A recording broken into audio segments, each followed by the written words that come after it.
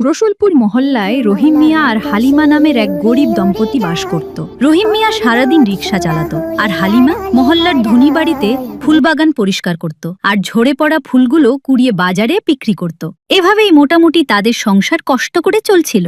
হালিমার এক ছেলে আর এক মেয়ে ছিল। ছেলের নাম ছিল শায়েম আর মেয়ের নাম ছিল জান্নাতুল। তারা দুজনেই মাদ্রাসায় পড়াশোনা করত। আসসালামু আলাইকুম বাবা, আমাদের মাদ্রাসায় হুজুর আজই বেতন নিয়ে যেতে বলেছে। আজ 3 মাস যাবৎ মাদ্রাসায় বেতন দেওয়া হয় না। হুজুর বলেছে আজ যদি বেতন না দেই তাহলে আমাদের দুজনকেই মাদ্রাসা থেকে বের করে দিবে। হ্যাঁ বাবা, বোন ঠিক কথাই বলেছে। আজই আমাদের বেতন নিয়ে যেতে হবে, তা না হলে যে আমরা আর মাদ্রাসায় পড়তে পারবো না। বাবা সায়েম, এখনই কি করে বেতন দেই বলো তো? আর 2-1 দিন আগে বললে তো আমি ব্যবস্থা করতাম। হঠাৎ করে বললে কি আর বেতনের টাকা জোগাড় করা যায় বলো? সামান্য রিক্সা চালাই, আর তোমাদের মা ফুল কুড়িয়ে বিক্রি করে। কোনোভাবে দুঃখে কষ্টে সংসারটা চলে। হঠাৎ করে এতগুলো টাকা কোথা থেকে পাবো এখন? কিন্তু বাবা, বেতন না নিয়ে গেলে তো আমাদের আর যে মাদ্রাসায় পড়তেই দেবে না। শুনেন, এত চিন্তা করছেন কেন? ছেলে মেয়ে দুটোকে তো পড়াশোনা করাতেই হবে। ওদের তো আর আমাদের মতো মূর্খ বানাতে পারবো না। পড়াশোনা করলে ওরা শিক্ষিত হয়ে কোন না কোনো চাকরি বাকরি করতে পারবে। আমাদের তো জীবন রিক্সা চালায় আর ফুল কুড়িয়ে চলে যাচ্ছে। ওদের তো আর এমন ছোট কাজ করলে চলবে না। আমার কাছে জমানো 300 টাকা আছে, আমি ওই টাকাটাই ওদের দিচ্ছি। মা, 300 টাকা দিয়ে তো হবে না। বেতন বাকি 3 মাসের 1500 টাকা। 300 টাকা দিয়ে কি করব মা? মারে, আজ 300 টাকা তোর হুজুরকে দিয়ে একটু বুঝিয়ে বলিস, আর 2-1 দিনের মধ্যে ব্যবস্থা করে বাকি টাকাও দিয়ে দিব। আজকে বললে তো আর 500 টাকা জোগাড় করা যায় না মা, একটু তো সময় দিতেই হবে। আচ্ছা ঠিক আছে মা, তোমার কাছে যা আছে তাই দাও, হুজুরকে বুঝিয়ে বলবো, দেখি কি বলে উনি। যদি না আসে গভীর রাতে, প্রভুর প্রেমে জাগো তাসবিহাতে। তুমি আসমানে থাকো প্রভু, আমি জমিনে। কি ব্যাপার সাইম জান্নাতুল, তোমাদের যে কালকে বলেছিলাম 3 মাসের বেতনের 1500 টাকা আনতে, টাকাটা এনেছো কি? আজ কিন্তু টাকা না পেলে সোজা তোমাদের ক্লাস থেকে আমি ঘাড় ধাক্কা দিয়ে বের করে দিব। আমাদেরও তো সংসার আছে, ফ্রি তো আর আমি তোমাদের পড়াতে পারবো না। হুজুর, টাকা এনেছি, কিন্তু মাত্র 300 টাকা এনেছি। পুরো টাকাটা আনতে পারিনি। মায়ের কাছে 300 টাকাই ছিল। আমরা তো গরিব মানুষ, অত টাকা তো আর আমাদের নেই। তবে বাবা বলেছেন 2-1 দিনের মধ্যেই কষ্ট করে হলেও রিক্সা চালিয়ে মাদ্রাসার পুরো বেতনটা শোধ করে দিবেন। মাত্র 300 টাকা? এ তো ফকিরের ভিক্ষা। আমি কি এখানে ভিক্ষা করতে বসেছি নাকি? 3 মাসের বেতন মাত্র 300 টাকা দিচ্ছ? 3 মাসের তো 1500 টাকা হয়। কোত্থেকে যে সব ভিখারি শিক্ষার্থী চলে আসে কে জানে। এর জন্য কি কষ্ট করে আমি লেখাপড়া করে শিক্ষকতা করছি?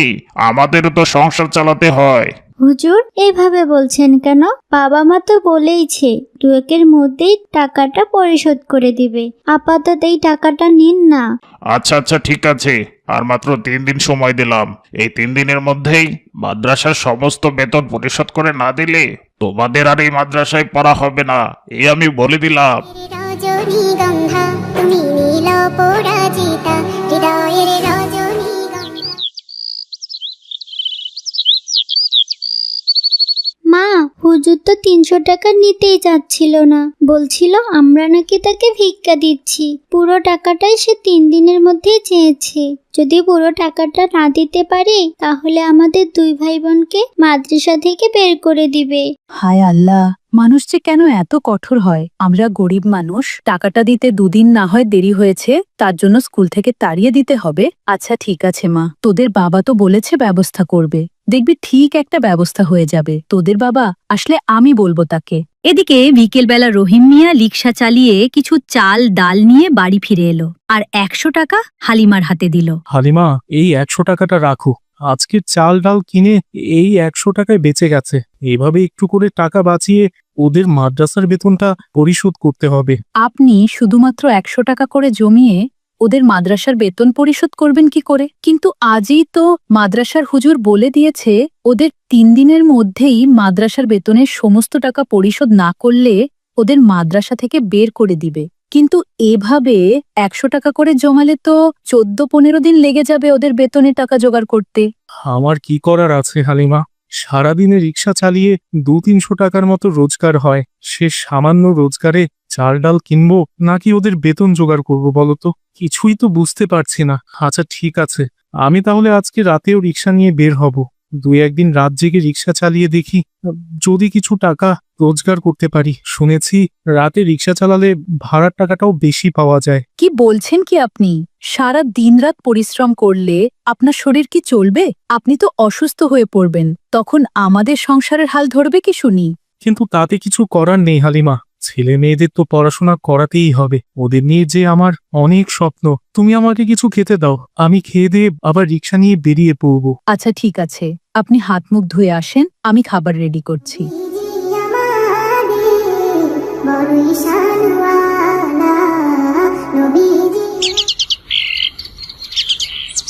কুরআন মধুর বাণী আমি যখনই শুনি। এই যে রিক্সাওয়ালা ভাই, আমাকে কি একটু কলাতলি মহল্লায় রেখে আসতে পারবে?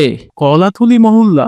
সে তো অনেক দূর, এখান থেকে প্রায় 5 কিলোমিটারের রাস্তা হবে। ওই মহল্লায় যাওয়ার আগে দুটো গহীন জঙ্গল পড়ে। এত রাতে দুটো জঙ্গল পেরিয়ে যাব কিভাবে? আমার যে খুব ভয় করে। ভয়ের কিছু নেই ভাই, দুজনে গল্প করতে করতে যাওয়া যাবে, কোনো অসুবিধা হবে না। এত রাতে তো আর রিক্সা গাড়ি কিছুই পাচ্ছি না, তাই বাধ্য হয়ে বলছি। আমি শহর থেকেই মাত্রই এলাম। তুমি যদি আমাকে একটু কলাতলি মহল্লায় পৌঁছে দাও ভাই, তাহলে আমি তোমাকে 1000 টাকা দিব।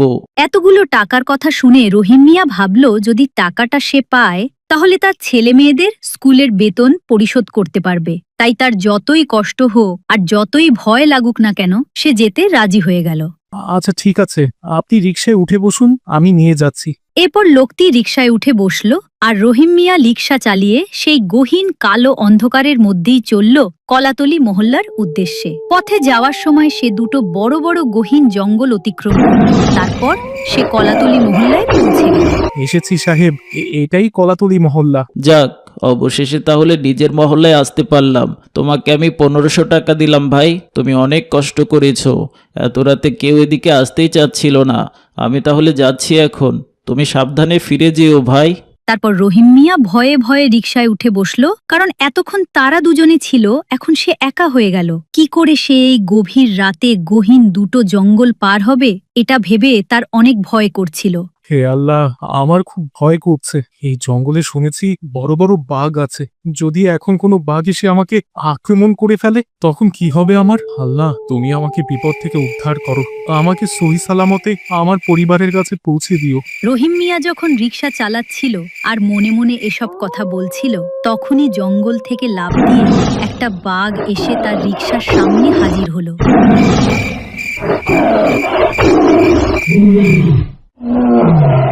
হায় আল্লাহ, এ কি বিপদ হলো আমার! বলতে না বলতেই হঠাৎ করে বাঘ এসে পড়লো। এখন আমি এখান থেকে কি করে যাব আল্লাহ? আমি তো গরিব মানুষ, আমি পেটের দায়ে এখানে এসেছিলাম। ছেলে মেয়ে দুটো আমার মাদ্রাসায় পড়াশোনা করে, শুধুমাত্র ওদের মাদ্রাসার বেতনের টাকা জোগাড় করতেই আমি এসেছি। আমি মনে হয় আর বাড়িতে ফিরবো না। আল্লাহ, তুমি ছাড়া আমাকে সাহায্য করার মতো কেউ নেই। আমাকে বাঁচাও আল্লাহ, আমাকে বাঁচাও। বাঘটি ততক্ষণে রেগে মেগে আগুন হয়ে গর্জন করছে। কখন সে রহিম মিয়াকে খেতে পারবে? কারণ বাঘটিকে দেখে খুব ক্ষুধার্ত লাগছিল। মনে হচ্ছিল সে কদিন থেকে কিছুই খায়নি। রহিম মিয়াকে সে আজ তো একেবারে গিলে খাবে। কিন্তু রহিম মিয়া রিকশা থেকে নামছিল না, আর বাঘটি রহিমের রাস্তা থেকেও যাচ্ছিল না। হায় আল্লাহ, এই বাঘ তো আমার রাস্তা থেকে সরছে না। ও যেভাবে বসে আছে, মনে হচ্ছে আমাকে না খেয়ে এখান থেকে সে যাবে না। এখন আমি কি করব? হঠাৎ রহিম মিয়ার মাথায় বিপদে পড়ার দোয়া ইউনুসের কথা মনে পড়ে গেল। হায় হায়, আমি তো দোয়া ইউনুসের কথা ভুলেই গিয়েছিলাম। যে দোয়া ইউনুস নদীকে মাছের পেট থেকে রক্ষা করেছিল। আমার কাছে এখন এই দোয়া ছাড়া আর কোনো উপায় নেই। আল্লাহ, তুমি সর্বশক্তিমান, তুমি একমাত্র পারো আমাকে বাঁচাতে।